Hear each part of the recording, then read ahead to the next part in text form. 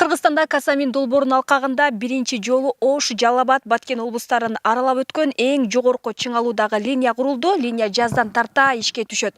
Бул жерде электр энергиясы Пакистан жана Афганистан өлкөлөрүнө экспорттолот.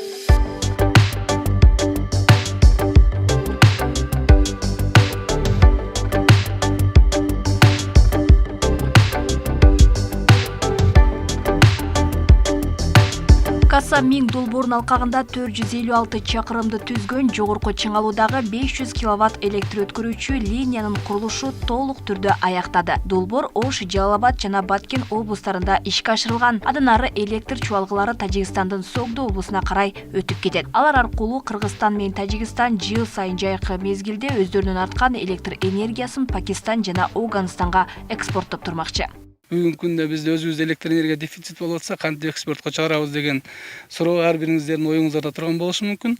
Бул маселе боюнча айта турган болсок, биз баягы проекттин негизинде, контракттын негизинде биздин жай күндөрү обеспечение кылышыбыз керек электр энергия менен контракттын негизинде. Ал эми бүгүнкү күндө